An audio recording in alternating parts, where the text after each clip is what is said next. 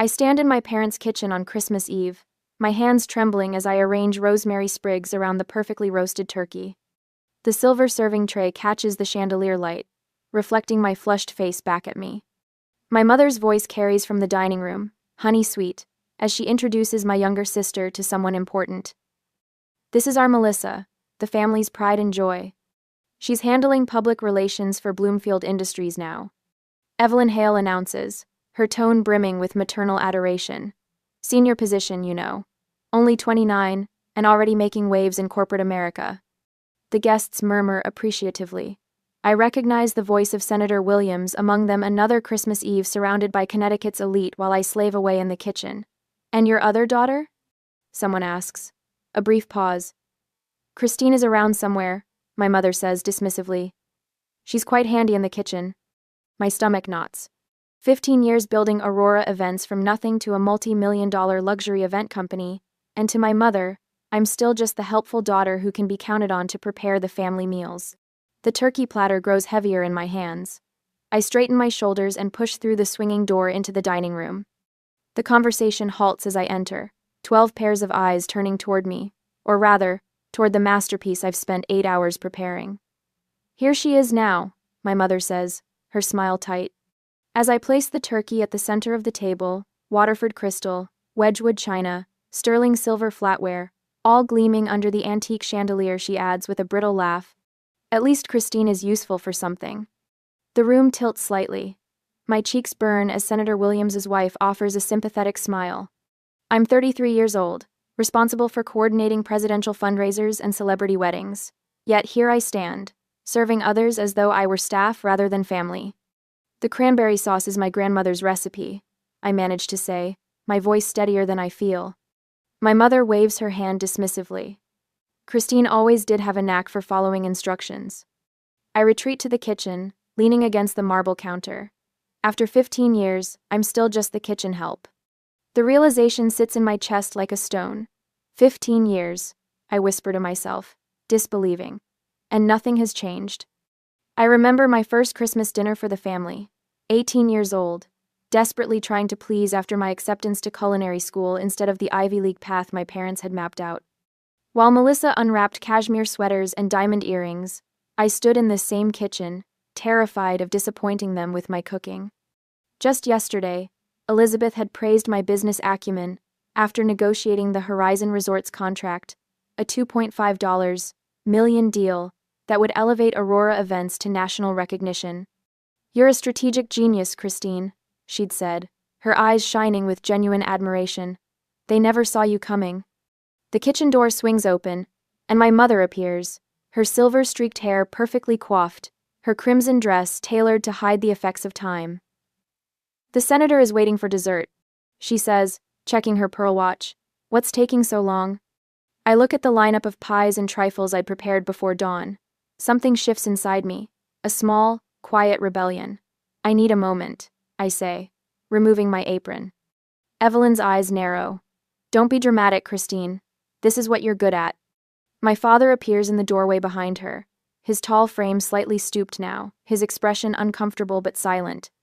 Richard Hale, once a formidable businessman, now retired and unwilling to contradict his wife of 38 years.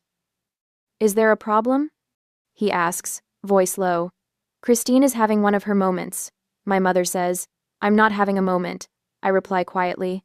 I'm recognizing a pattern. My father shifts uneasily. Outside the kitchen window, snowflakes drift down onto the manicured landscape of their Connecticut estate. The same estate purchased with money from the business my father sold, the business he never thought to share with me despite my degree in business administration. My mother gestures impatiently toward the desserts. The Hendersons and the Williamsons are waiting. Do you have any idea how important tonight is for your sister's connections? The implication hangs in the air between us. My success doesn't matter. My connections don't count. Only Melissa's matter. I'll bring them out, I say, picking up the first tray. My mother nods curtly and leaves. My father lingers a moment longer, opens his mouth as if to speak, then follows her without saying a word. In the dining room, I serve each guest personally, smiling professionally, the same smile I use at events where billionaires treat me with more respect than my own family does. Melissa holds court at the far end of the table, her blonde hair catching the light, her laughter musical as she entertains Senator Williams with some anecdote about her latest PR triumph. My phone vibrates in my pocket just as I serve the last slice of chocolate truffle tart. I check it discreetly. Elizabeth, emergency at the office. Horizon contract issue. Need you as soon as possible. I read the message twice. Elizabeth knows there's no emergency. This is our prearranged signal, her offering me an escape route from family obligations that become too much. I face a choice: maintain the peace or assert my dignity. The faces around the table blur slightly as I make my decision. I have to go, I announce, removing the serving napkin from my arm. Business emergency. My mother's expression hardens. On Christmas Eve? Surely whatever it is can wait until tomorrow. It's the Horizon contract, I say, and for the first time tonight, I see a flicker of recognition in her eyes. She's heard of Horizon Resorts, even if she pretends not to follow my career. Christine runs some sort of catering business. She explains to Senator Williams, her voice dripping with condescension. Event planning, actually. I corrected her. We're coordinating Horizon's national brand relaunch. The senator raises his eyebrows, impressed. The Horizon deal? That's a major contract. My mother's smile freezes. Melissa's eyes darted between us, suddenly alert. I really must go, I say, gathering my coat and purse from the kitchen. Outside, Elizabeth's car idles in the circular driveway, snow gathering on its windshield. Her concerned eyes meet mine as I slide into the passenger seat. Same as last year? She asks gently. Worse, I reply. They know exactly what I do for a living. They just choose not to acknowledge it. Collar. As the car pulls away, I watch the warm glow of the family home recede in the side mirror. The realization crystallizes within me, turning from hurt to resolution. This is the last holiday I will spend as their servant, I say, my voice quiet but firm. Elizabeth nods, her hand steady on the wheel as we leave Connecticut behind, heading back toward my real life, the one I built without their approval or acknowledgement. I push open the heavy oak doors of the Willowbrook Country Club on a cold Wednesday afternoon. The scent of lemon polish and old money assaults my senses. 3 days after I fled my parents' Christmas dinner, Elizabeth convinced me to retrieve the business portfolio I'd accidentally left in my father's study during a rare visit last month. They'll be at the club board meeting, she assured me. In and out, no confrontation. The main hall stretches before me, all polished marble and ancestral portraits. A familiar laugh echoes from the small reading room to my left, Melissa's laugh, musical and practiced. I freeze mid-step.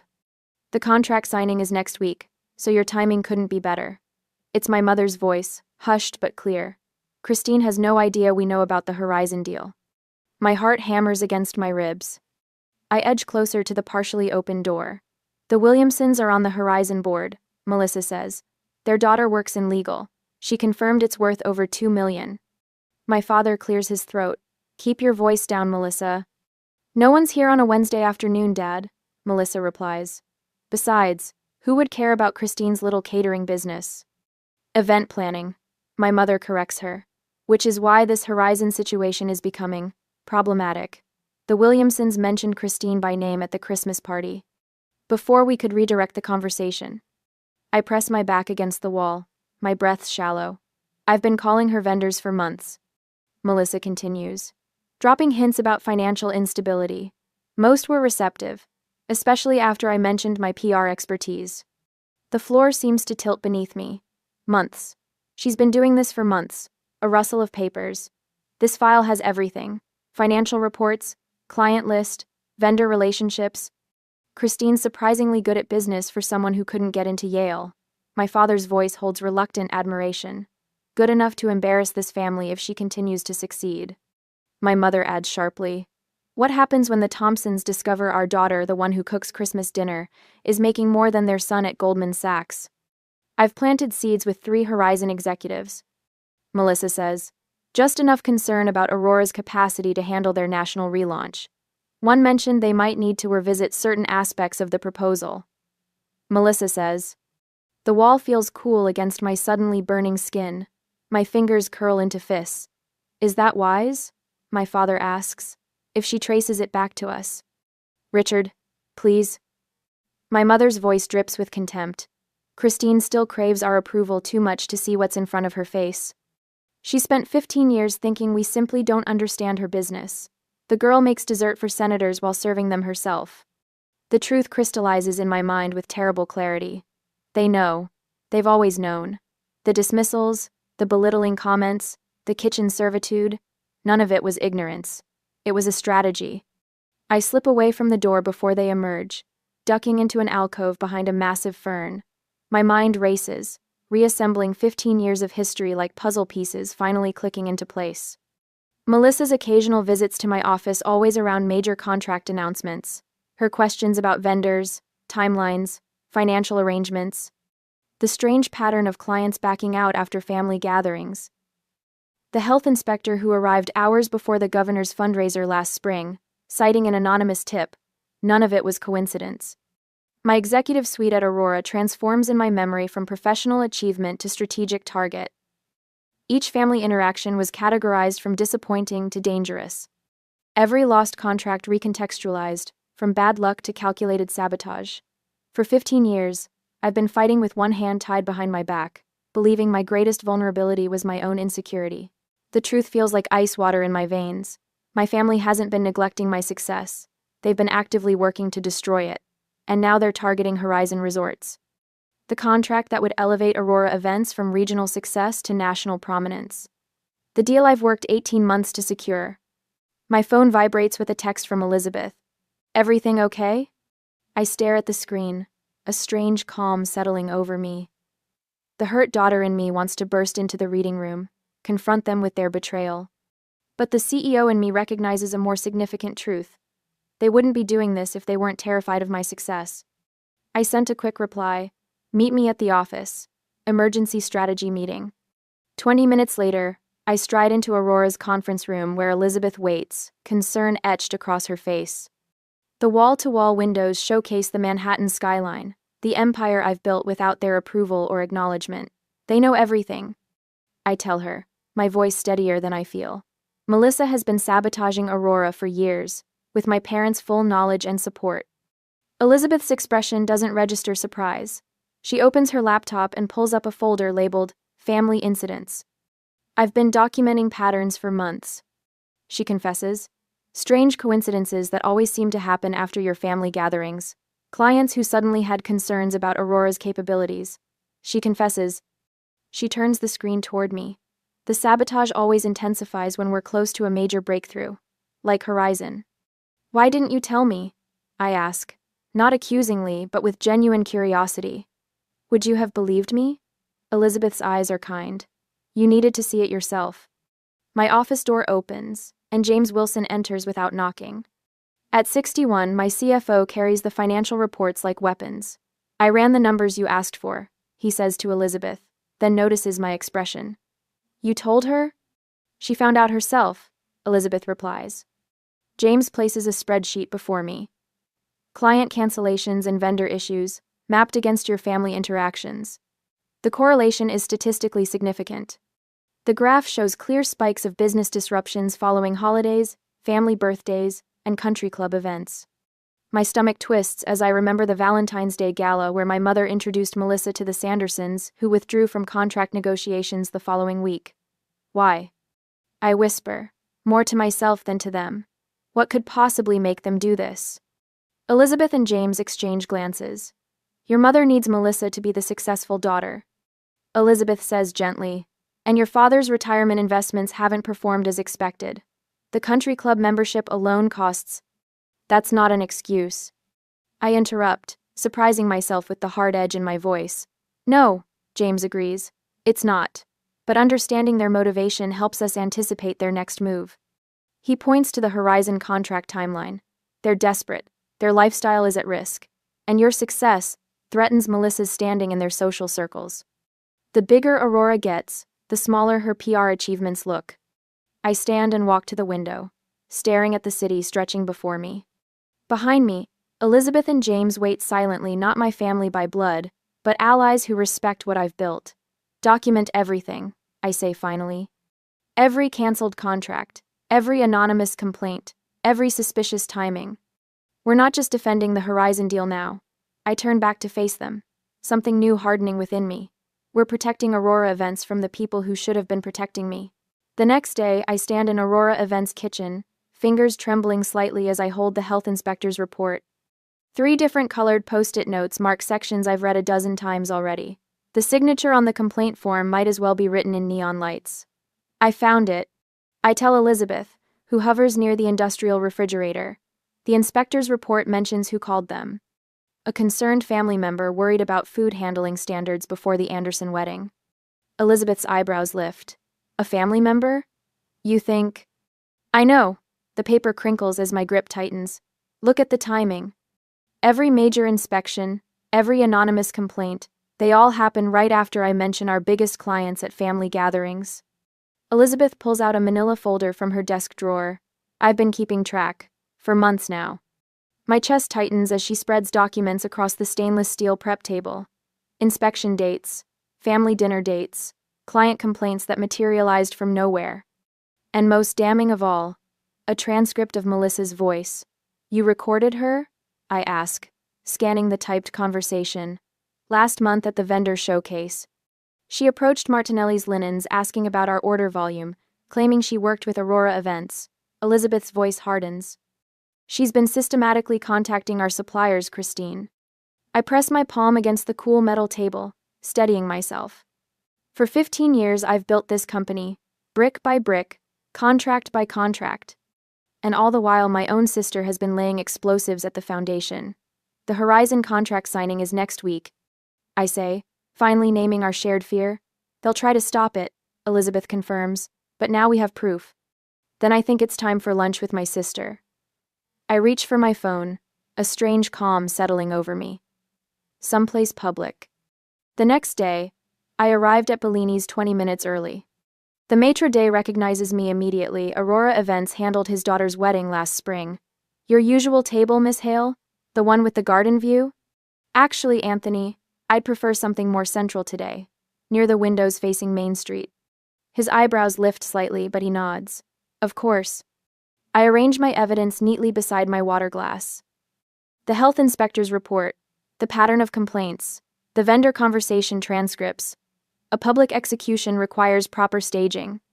Melissa sweeps in at 12:15, 5 minutes late as always. Her cream-colored suit matches her pearl earrings, her blonde hair swept into an immaculate chignon, the perfect PR executive image. She air kisses my cheek before sliding into her seat. You look tired, Christine, she observes, unfolding her napkin.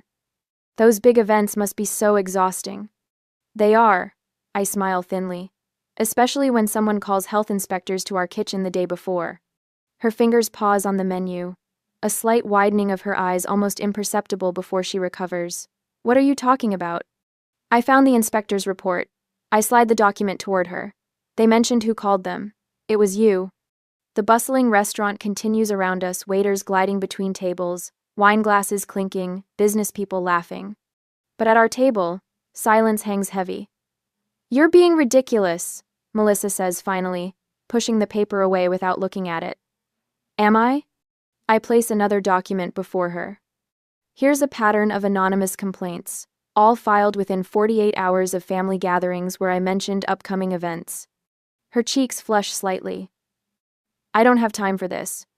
Make time. My voice remains controlled, measured. I also have recordings of you contacting our vendors, pretending to work for Aurora Events. Melissa's eyes dart around the restaurant, noting the nearby diners who might overhear. Her perfectly manicured hand reaches for her water glass.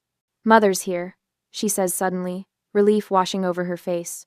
Evelyn Hale approaches our table, elegant in a tailored burgundy dress. Her eyes take in the scattered papers, her smile faltering. What's all this?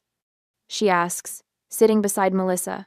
Evidence, I replied calmly, of systematic sabotage against my company.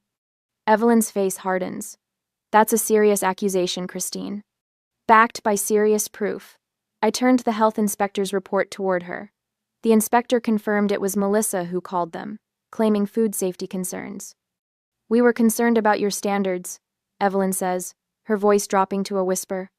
After hearing about that unfortunate food poisoning incident at the M sizes. There was no food poisoning incident, I lean forward. That was a rumor Melissa started. We've never had a single case of food poisoning at any Aurora event. A waiter approaches. Evelyn waves him away with practiced charm before turning back to me, her voice honey-sweet but eyes flint-hard. You've always been so dramatic, Christine. We're simply looking out for the family reputation. You weren't concerned, I counter, my voice steady despite the anger burning through my veins. You were sabotaging my business. Melissa shifts uncomfortably as a couple at the next table glances our way. For the first time in our shared history, she's the one explaining while I control the conversation. I was protecting our family name. Melissa hisses, leaning forward. Your little catering business reflects on all of us, and after what I heard about your sanitation. What you fabricated about my sanitation, I corrected her. Aurora Events has perfect health scores, higher than any other event company in the state. Evelyn places a restraining hand on Melissa's arm.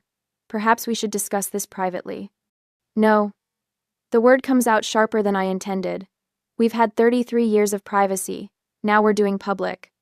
A murmur from nearby diners confirms what I already know: we have an audience. For once, my family can't twist the narrative behind closed doors. Melissa's facade cracks slightly. Fine. I called the health inspector. I was concerned after what I heard from the Hendersons. The Hendersons who interviewed with your PR firm last month? I push a printout of their connection toward her. The same Hendersons who mysteriously canceled their contract with Aurora a week later? Evelyn's grip on her purse tightens. I can almost see her calculating the social cost of this confrontation. What do you want, Christine? She asks finally. I want you to stop interfering with my business. Both of you. I look directly at Melissa. No more calls to vendors. No more rumors to clients. No more health inspectors. Melissa's jaw tightens. And if we don't? Then, the next conversation happens with lawyers present. I reply, gathering my evidence. And includes the district attorney's office. I stand, dropping enough cash on the table to cover all 3 lunches. I've worked too hard for too long to let anyone, even family, destroy what I've built. Outside, Elizabeth waits in the company car, her encouraging smile visible through the window. My phone buzzes as I approach. James, I answered, sliding into the passenger seat. Contract review meeting with Horizon just wrapped. Our CFO reports. Everything's proceeding as planned. Not a single question about our operational standards. Elizabeth pulls away from the curb as relief washes through me. Did you tell them? She asks, nodding toward the restaurant. Everything. I confirm, watching my mother and sister through the window, their heads bent together in urgent conversation. They know I know.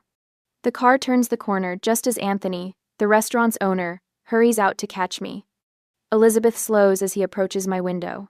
Miss Hale, he calls. I just wanted to say we're hosting the Chamber of Commerce dinner next month. Would Aurora Events be available to handle it? The invitation extended in full view of the restaurant windows where my mother and sister still sit feels like more than a business opportunity. It's validation. We'd be honored, I reply, feeling the first genuine smile of the day spread across my face. As Elizabeth drives toward the office, I watch the restaurant recede in the side mirror. For the first time since founding Aurora Events, I feel the company's strength against my family's manipulation. The evidence is undeniable. The confrontation is complete. And for once, I'm not the one explaining. On Monday next week, I stand at the conference room window, watching rain streak down the glass. 3 days have passed since I confronted Melissa at Vincenzo's, but the satisfaction has faded, replaced by cold determination. The Aurora Events conference room has been transformed into a command center, documents spread across the 12-foot mahogany table. They'll target the Horizon contract next. I say, not turning from the window. It's too high profile. Too valuable to ignore. Elizabeth nods, adding another folder to our growing arsenal. I've been documenting their interference patterns for months. The sabotage attempts intensify right before major contracts. Instead, I run my finger along a timeline we've created: 15 years of Aurora Events history alongside my family's social calendar. Red flags mark every instance where a potential client suddenly backed out, a vendor inexplicably raised prices, or a health inspector appeared without warning. Look at the pattern, James says, his gray hair catching the light as he leans forward. Our CFO's finance background brings analytical precision to what began as gut instinct. Every major setback corresponds with either a family gathering or one of Melissa's PR events. I settle into the leather chair at the head of the table, no longer the daughter seeking approval but a CEO defending her company. The conference room walls display framed photos of our most successful events, presidential fundraisers, celebrity weddings, corporate rebrands. 15 years of building something meaningful despite systematic undermining. What vulnerabilities does Aurora have that they might exploit? I ask, tapping my pen against the polished wood. Elizabeth slides a spreadsheet across the table. I've analyzed our vendor relationships, client satisfaction metrics, and financial stability indicators. We're solid, but there are pressure points. I study the document, noting areas where targeted interference could cause maximum damage. The Horizon contract requires flawless execution across 5 cities simultaneously. If they can create doubt about our capacity. James adjusts his glasses. I've prepared complete financial transparency documentation, 15 years of perfect audits, tax compliance, and steady growth metrics. If they attack our financial stability, we're ready. The rain intensifies outside, a fitting backdrop to our methodical planning. I feel none of the emotional satisfaction from the restaurant confrontation, only calm, strategic focus. I need eyes and ears at the country club. I say, Mom never misses lunch with the hospital board wives. They'll discuss strategy there. Elizabeth nods. Marcus from catering has a cousin who works in the service staff. He's been reporting back. Your mother's been asking pointed questions about Horizon's VP of marketing. I make a note in my leather-bound planner. James, can you reach out discreetly to your contact at First National? If they're planning to question our financial stability, I want advance warning. Already done, he replies, sliding a folder across the table. I've also prepared contingency financing if they try to pressure our current lenders. The methodical approach feels right, no emotional outbursts. Just calculated defense measures built on years of business acumen. I've spent too long reacting to their sabotage. Now I'm anticipating it. We should consider, I begin. But Elizabeth's phone interrupts with a text alert. Her expression tightens as she reads the message. Christine, they've just hired Victoria Foster as a family PR consultant. The name hits like ice water. Victoria Foster, the PR executive who sued Aurora 3 years ago when we refused to hire her daughter as an event coordinator. The lawsuit was dismissed, but not before she attempted to poison several client relationships with whisper campaigns about our hiring practices. They know, I say quietly. They know exactly where to hit us. James frowns. Foster still has connections at Vanity Fair and the Journal. And she's been gunning for revenge since the lawsuit, Elizabeth adds. This isn't just about the contract anymore. They're targeting your professional reputation. I feel a momentary spike of anxiety before strategic clarity returns. I've underestimated them. They're not just desperate, they're dangerous. And they know our company's vulnerabilities better than I realized. They're smarter than I gave them credit for, I say, turning back to the window. The rain has stopped, leaving glistening streets below. Prepare media response templates for every possible accusation. We need to be ready to counter anything Foster might plant. I catch my reflection in the glass, the set of my jaw, the focused eyes. I barely recognize myself. There's no trace of the kitchen helper seeking approval, only a CEO protecting what she's built. They want a war, I say. Let's make sure we win it. That evening, I stared at the documents spread across the conference room table. James leans forward, his silver-rimmed glasses reflecting the fluorescent light as he adds another spreadsheet to the pile. The numbers tell a story of success and stability, 15 years of building Aurora events into a powerhouse that even my family couldn't ignore. These financial transparency reports should satisfy any concerns Horizon might have, James says, his deep voice steady as he gestures to the impeccably organized statements. I've included vendor payment histories showing we've never missed a deadline. Elizabeth nods, her auburn hair catching the light as she places a leather portfolio beside his documents. And I've collected testimonials from every major client over the past 3 years. The Vanderbilts were particularly effusive about last summer's charity gala. Good. I tap my fingertips against the polished mahogany. Let's strengthen the contract language too. I want ironclad protections against third-party interference. For days, we've worked methodically, anticipating every possible angle of attack. This isn't about the satisfaction I felt confronting Melissa at the restaurant. This is about protecting something bigger, my company, my legacy, my chosen family. We're not preparing for another skirmish, I tell them, my voice calmer than I feel. We're preparing for war. Elizabeth pulls her tablet closer, scrolling through her notes. I spoke with Danielle at Horizon this morning. She mentioned that your mother called their office yesterday. My stomach tightens. What did she want? She didn't say. Elizabeth's expression remains carefully neutral, but I catch the slight tension in her shoulders. But Danielle thought it odd that Mrs. Hale was asking about the project management team assignments, specifically who would be handling the contract execution. I freeze. Did she ask about you specifically? Elizabeth's eyes meet mine. By name. The conference room suddenly feels colder. One thing to come after me and my company, but Elizabeth? The thought of my family targeting her makes my blood run hot. They're researching everyone close to me. I realize aloud, not just the business, they're looking for personal vulnerabilities. James removes his glasses, polishing them with a handkerchief. That's a concerning escalation. It's smart, I admit, hating the grudging respect I feel for their strategy. Target the people I trust, and they weaken my defense.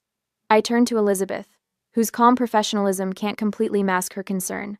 We need to protect you too. I can handle myself, she says with quiet dignity, but I see the question in her eyes. How far will my family go? Christine? Elizabeth prompts, reading my expression with the ease of long partnership. I need you to be careful. I say finally, document everything. No meetings alone with anyone from my family. Forward any unusual inquiries directly to me. She studies me for a moment, then nods. There's something you're not telling me. There's a lot I'm not telling you, I admit, because I'm not entirely sure what they're capable of anymore. Her expression softens. I've worked with you for 10 years. Whatever they try, we'll handle it together. James clears his throat. I've adjusted the financial presentations to address any potential questions about Elizabeth's role in the company. Her track record speaks for itself. I glance between them, my chosen family, the people who've believed in me when blood relations wouldn't. The stakes have suddenly grown beyond business success or professional vindication. Now I'm fighting to protect them too. By midnight, we've rebuilt our strategy. Additional documentation about Elizabeth's credentials. Character references from industry leaders. Security protocols for our communications. Each element is carefully constructed to shield not just Aurora events, but the people who make it what it island. James collects his jacket from the back of his chair. We're as ready as we can be, he says, his voice gruff with fatigue. The Horizon meeting is on Thursday. Elizabeth stands beside me at the window, gazing out at the Manhattan skyline. The city lights reflect in her eyes as she says with quiet certainty, they won't know what hit them. I feel a strange calm settle over me as I survey our preparations. No longer the anxious daughter seeking approval, but the CEO protecting what she's built. The transformation feels complete from family servant to strategic defender. This week will bring the confrontation I've been preparing for since that Christmas Eve in my mother's kitchen. But tonight, for the first time, I'm not afraid of what my family might do. I'm ready for them. Next morning at the office, I stare at my phone as the Horizon executive's voicemail finishes. My hand trembles when I set it down on my desk. Emergency board meeting tomorrow, 8 a.m. sharp. We need to discuss some concerns that have been raised about Aurora events. The carefully measured pause in his voice tells me everything. My family has made their move. Elizabeth appears in my doorway, face drawn with worry. Christine, what happened? They went straight to Horizon. I keep my voice level despite the inferno raging inside. They didn't just spread rumors this time. They called the CEO directly. James wheels his chair from his adjacent office, financial reports clutched in his hands. He's been working past midnight for 3 days straight, preparing our defensive position. The deep circles under his eyes match my own. How bad? He asks. Emergency board meeting tomorrow morning. Complete financial review. Elizabeth sinks into the chair across from my desk. They timed it perfectly, 1 day before the contract signing.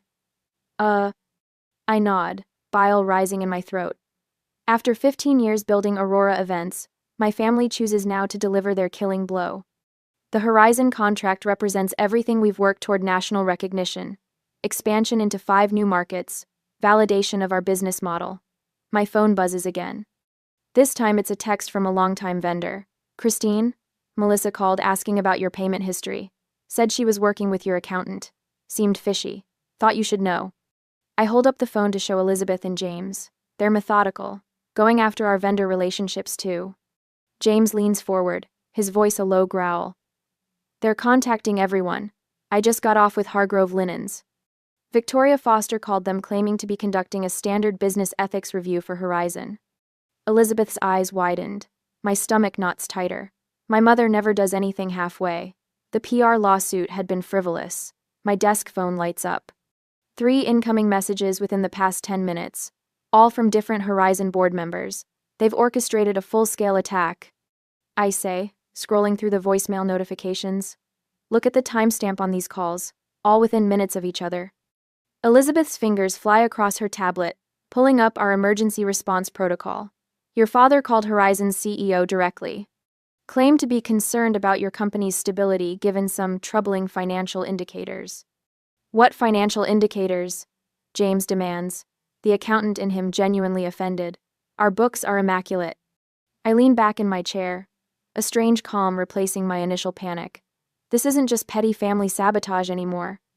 This is a declaration of war. He's referencing the Westbrook contract cancellation from last month. I say, the pieces clicking into place. Remember how suddenly they pulled out? No explanation? Full deposit forfeited? James nods slowly. Your father has connections there. And my mother plays bridge with Mrs. Westbrook every Tuesday, I add. They sacrificed a $50,000 deposit just to create a troubling financial indicator. The sheer calculation takes my breath away. This isn't impulse. This is strategic demolition, planned for maximum impact. They're positioning themselves as concerned citizens. Elizabeth says, scrolling through her tablet. Look at this email thread. Melissa reached out to Patricia Henderson, claiming she's worried about your decision-making capabilities lately. Patricia Henderson sits on Horizon's advisory board. James stands abruptly. I'm calling Hagen Associates right now. We need their third-party financial audit ready for tomorrow. Already done, Elizabeth says, sliding a folder across my desk. Complete 5-year financial history, profitability metrics, client satisfaction ratings, vendor payment schedules, certified copies, triplicate sets. I open the folder, pages of financial health staring back at me. Aurora Events isn't just stable, we're thriving. Double-digit growth each year for 5 consecutive years. Outstanding credit rating. 0 complaints filed with any regulatory agency. The staff is mobilized too. Elizabeth continues. Every department head has contacted their key relationships. The strategy we planned in Chapter 4 and 5 is fully activated. My phone buzzes again. Not another Horizon executive, but the caterer from my sister's wedding 3 years ago. Christine, your mother just called asking about our experience with Aurora. Said she was doing reference checks? Told her you're the best in the business. Hope that's what you wanted. I show the message to Elizabeth, who smiles grimly. They're calling our allies too.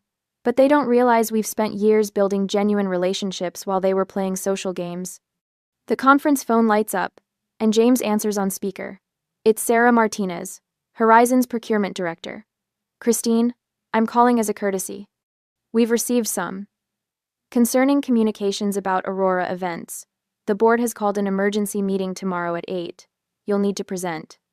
I understand, I reply, voice steadier than I feel. We'll be prepared. This isn't standard procedure, Sarah adds, her voice lowering. Someone's pulling strings, hard. After she hangs up, the 3 of us sit in momentary silence, the magnitude of tomorrow's battle sinking in. We need to stay here tonight, I say finally. Review everything, prepare the presentation. James nods, already reopening his laptop. I'll have the complete financial analysis ready in 2 hours. I've compiled testimonials from every major client for the past 3 years, Elizabeth says, and documented evidence of each family sabotage attempt. I watch my chosen family mobilize around me, their competence a stark contrast to the toxic manipulation of my biological relatives. The Horizon contract isn't just business anymore, it's vindication of everything I've built despite my family's interference. Tomorrow morning we will show Horizon what real business integrity looks like, Elizabeth says, squeezing my shoulder. James looks up from his computer, confidence replacing the fatigue in his eyes. Our numbers tell the real story, Christine. They can spread all the rumors they want, but facts don't lie. I open my presentation software and begin organizing our defense. Later that night, the timer on my desk, a reminder of where I started, shows 10:42 p.m. Tomorrow's presentation is at 8 a.m. less than 10 hours to prepare for the fight of my professional life. As I work through the night, one thought sustains me. After tomorrow, either Aurora Events will secure its future, or my family will succeed in destroying everything I've built. There is no middle ground left. Next morning, I walk into Horizon's gleaming boardroom, the morning sunlight streaming through floor-to-ceiling windows overlooking Manhattan. My heartbeat steadies with each step. Despite the stakes, everything I've built over 15 years balances on what happens in the next hour. The room falls silent as I enter. 20 executives in tailored suits sit around a massive mahogany table, their expressions a mix of curiosity and concern. My gaze locks with Melissa's across the room. Her usual composed smile falters for a split second before returning. Behind her, my mother sits ramrod straight in a burgundy dress that probably cost more than some of my staff's monthly salaries. My father avoids my eyes completely, studying his hands as if they contain answers to questions no one has asked. Victoria Foster stands at the front of the room beside a projection screen, her silver-streaked blonde hair pulled into an immaculate chignon. I recognized her immediately, the PR executive who sued Aurora 3 years ago after we refused to compromise our ethics for one of her celebrity clients. Miss Hale. Gregory Townsend, Horizon's CEO, gestures to an empty seat. Thank you for joining us on such short notice. We have some concerns we need to address before proceeding with our contract. I nod, placing my leather portfolio on the table. Elizabeth sits silently beside me, her tablet ready. James takes the seat on my other side, his presence steady and reassuring. Victoria taps her tablet, and the screen behind her illuminates with Aurora's financial records, or rather, a carefully edited version of them. After conducting a thorough analysis, Victoria begins, her voice carrying the practiced authority of someone who believes her own fabrications. We've identified several concerning patterns regarding Aurora Events' stability and leadership. She clicks to the next slide, showing a graph with selective downward trends. As you can see, client retention has fluctuated significantly over the past 3 years. She continues. Additionally, there have been concerning reports about inconsistent management practices. My mother leans forward, her voice honey-sweet with practiced concern. We felt it was our responsibility to bring these issues to light. We only want what's best for everyone involved. The elegant deception might have worked if I were still the daughter seeking approval in their kitchen. But I'm not that woman anymore. Mr. Townsend, I say, opening my portfolio with steady hands. Before we continue, I'd like to address these claims with complete transparency. I slide a USB drive toward their technical director. This contains Aurora's complete financial records for the past 5 years, certified by 2 independent accounting firms. James speaks up, his voice carrying the weight of 30 years in financial management. If I may, I've prepared a comprehensive analysis that tells quite a different story. He distributes folders to each board member. You'll notice our client retention rate is actually 87% over 5 years, well above the industry average of 62%. Victoria attempts to interject, but Townsend raises his hand, already scanning the documents with narrowed eyes. There's something else you should know. I continue, my voice level despite the fury burning in my chest. What you're witnessing is not business concern but personal sabotage. I slide another folder toward Townsend. This contains documented evidence of systematic interference with Aurora's operations, dating back 3 years. Elizabeth steps forward, activating her tablet display on the main screen. Permission to present evidence, Mr. Townsend? At his nod, she pulls up a timeline, meticulously documenting every instance of interference. Anonymous complaints to health inspectors, calls to vendors expressing concerns about Aurora, even recordings of Melissa actively discouraging potential clients. As Aurora's chief operations officer for 10 years, Elizabeth says, her voice steady, I've observed a pattern. Every major contract negotiation has been preceded by some form of interference. This Horizon contract has triggered the most aggressive response yet. The room grows uncomfortably quiet as board members review the evidence. My sister shifts in her seat, her knuckles white around her water glass. That's preposterous. My mother interjects, her voice slightly higher than normal. We've only expressed legitimate concerns about Christine's business practices. Then perhaps you can explain this, James says, directing attention to an email displayed on screen 1 showing Melissa contacting Victoria Foster 3 weeks ago, specifically mentioning the Horizon contract. Martin Reynolds, Horizon's chief legal officer, leans forward. Miss Foster, were you aware of the personal relationship between the Hales when you agreed to this presentation? Victoria's composure slips for just a moment. I was approached as a professional consultant regarding legitimate business concerns. Legitimate concerns, I repeat, opening another file. Like the health inspector sent to our kitchen the day before the Williams-Thompson wedding? The one who mentioned receiving an anonymous call from a concerned family member? I pass around copies of the inspector's report, which specifically notes the caller identified themselves as family of the owner. Or perhaps the calls to 3 of our regular vendors suggesting Aurora was facing financial difficulties? I continue, placing phone records on the table. Calls traced back to your home phone, Dad. My father finally looks up, his expression a mixture of shame and defiance. Your business wasn't built on solid foundations, Christine. We were trying to protect you from inevitable failure. Protect me? The words escape before I can stop them. By actively working to destroy everything I've built? Townsend clears his throat, studying the documentation with increasing concern. This appears to be personal sabotage disguised as business counsel. He turns to Victoria. Miss Foster, your presentation deliberately misrepresented Aurora's financial standing. Victoria begins a defense, but Townsend cuts her off with a raised hand. More disturbingly, he continues, these actions appear coordinated specifically to interfere with our contract negotiations. A board member I recognize as Sarah Winters, Horizon's VP of Operations, speaks up.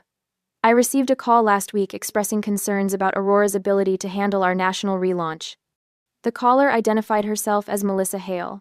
She never mentioned being related to Christine. Melissa's perfect composure finally cracks. I was simply sharing relevant information about a company I'm familiar with. You're not familiar with my company, I reply, years of restrained anger finally finding a voice. You've never set foot in our offices. You've never attended a single event we've produced. You've never acknowledged my success except to undermine it. I stand, addressing the board directly. Aurora Events has a 15-year track record of excellence. We've coordinated presidential fundraisers, managed disaster relief logistics, and built a reputation for absolute integrity. What you've witnessed today is the culmination of years of systematic interference from people who claim to be concerned while actively working against us. 3 additional executives enter the room, representatives from companies who have worked with Aurora for years. One by one, they testify to our reliability, our excellence, our integrity. I've personally witnessed Aurora Events handle million-dollar projects with flawless execution, says Thomas Richardson, CEO of Richardson Hotels. They're the only event company we trust with our international conferences. Melissa stands abruptly, her voice tight. This is an ambush. We came here out of genuine concern. No, you didn't. Townsend interrupts, studying the evidence before him. The documentation here clearly demonstrates a pattern of deliberate interference timed specifically to undermine Aurora's business opportunities. He turns to my family, his expression hardening. I want to be absolutely clear. Any further interference with Horizon's business relationships will result in legal action. Miss Foster, you may wish to consult your own counsel regarding your participation in this matter. Victoria gathers her materials quickly, avoiding eye contact with everyone as she exits the room. My mother rises, her perfect posture betrayed by a slight tremor in her hands. We were only trying to protect the family reputation. The family reputation? I repeat quietly. For 15 years, I've built a business with integrity, excellence, and transparency values that should enhance any family's reputation. The only damage to your reputation comes from your own actions today. Townsend stands, effectively ending the confrontation. Miss Hale, Christine, our board will need to deliberate briefly, but I believe we've seen everything we need to make our decision. Would you and your team mind stepping out? The next 30 minutes in the waiting area feel like hours. Elizabeth squeezes my hand. No matter what happens, you've already won. They can't touch you anymore. James nods, his expression one of quiet pride. The numbers never lie, and neither do we. When we're called back in, my family is noticeably absent. Townsend stands at the head of the table, his expression unreadable. After reviewing all the evidence, he begins. Horizon Resorts has unanimously decided to award the contract to Aurora Events. The relief is so profound I have to steady myself against the table. Furthermore, He continues, "We'd like to discuss expanding our relationship beyond the original proposal. We're interested in making Aurora our exclusive event partner for all properties worldwide." The victory washes over me in waves: vindication, relief, triumph. 15 years of work finally recognized, not just with a contract, but with the industry validation I never received at home. "We value partners with integrity," Townsend says, extending his hand. "The way you handled today's situation demonstrated exactly why Aurora is the right choice for Horizon." As we sign the expanded contract, now worth nearly $4 million, I feel the final pieces of my transformation lock into place. No longer the kitchen helps. No longer the dismissed daughter. I am Christine Hale, founder and CEO of Aurora Events, now officially recognized as an industry leader. Elizabeth embraces me as we exit the building. "You built this through integrity, not connections," she whispers. James nods, pride evident in his eyes. 15 years of doing things right just paid off. The street bustles around us, indifferent to the seismic shift that just occurred in my life. But I stand taller than I've ever stood, freed from the weight of seeking approval from people determined never to give it. "Let's go home," I say, meaning our office is the place where I've always been valued for exactly who I am. I stand on the stage of the Waldorf Astoria's Grand Ballroom, bathed in a warm spotlight as hundreds of industry professionals applaud. The crystal award in my hands catches the light, sending prisms dancing across the crowd. "Success requires both talent and boundaries," I say into the microphone, my voice steady and confident. The Aurora Foundation exists to support women entrepreneurs whose families don't recognize their vision. From my vantage point, I can see Elizabeth beaming from the front table, her silver-streaked hair elegantly styled, pride evident in her posture.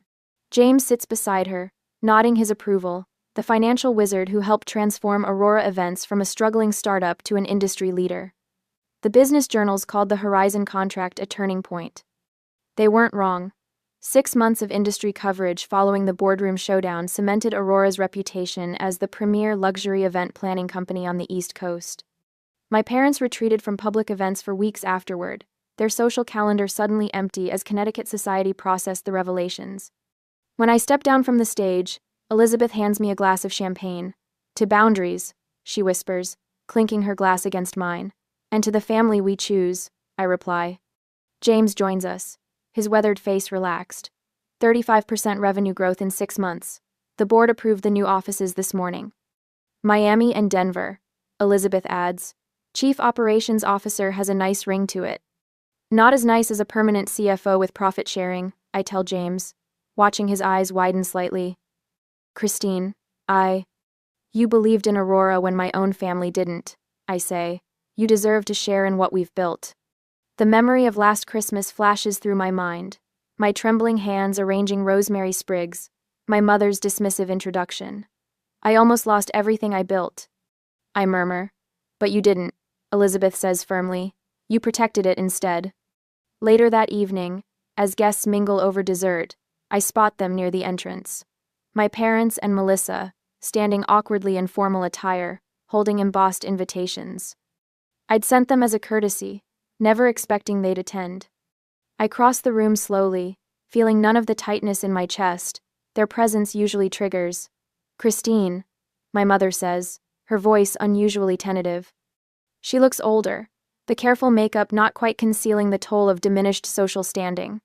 "Thank you for coming," I reply, professionally cordial. "There's a table reserved for you near the center." The silent auction ends at 10. My father shifts uncomfortably.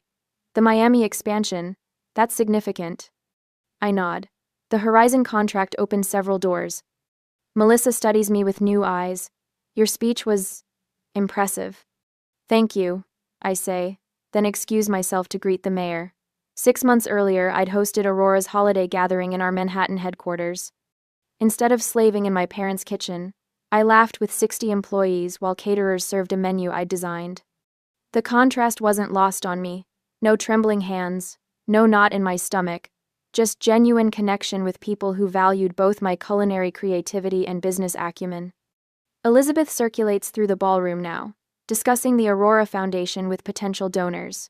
"We've already helped 3 women launch successful businesses," she tells them. "Women whose families dismissed their vision, just like Christine's did. The program provides not just funding but mentorship. Last Tuesday, I spent 3 hours with Samantha, a brilliant event planner whose father insists she take a practical corporate job. Trust your instincts, I told her. And remember that respect isn't just earned through success, it's required through boundaries. James appears at my elbow. The Williams Group wants to discuss their Seattle launch. Shall I bring them over? Absolutely. As I turn to greet potential clients, I catch my mother watching from across the room. For a moment, our eyes meet. She nods slightly, a gesture falling somewhere between acknowledgement and surrender. Much later, 1 year after that devastating Christmas Eve, the transformation is complete. The woman who once stood in her mother's kitchen arranging turkey platters now hosts industry leaders at charity galas. The daughter dismissed as helpful in the kitchen now mentors the next generation of women entrepreneurs. When the event concludes, Elizabeth hands me the foundation's first annual report. 3 success stories already, she says. And applications coming in weekly. I flip through pages showcasing women standing proudly in their new businesses. A bakery, a floral design studio, an event planning agency in Boston. When family shows you who they are, believe them and then build the life you deserve, I say quietly. Elizabeth smiles. That should be on the foundation letterhead. As we gather our things to leave, my father approaches alone. Your grandmother would be proud, he says awkwardly. She always believed in your cooking. I studied him for a moment. She taught me more than recipes, I replied. She taught me that talent deserves respect. He nods once, then turns away. Outside, the December snow falls gently on the city. Elizabeth loops her arm through mine as we walk toward the waiting car. Next year's gala will be even bigger, she says. With even more success stories to celebrate, I add. The city lights shimmer through snowflakes, and for the first time in my life, Christmas holds no dread, only possibility.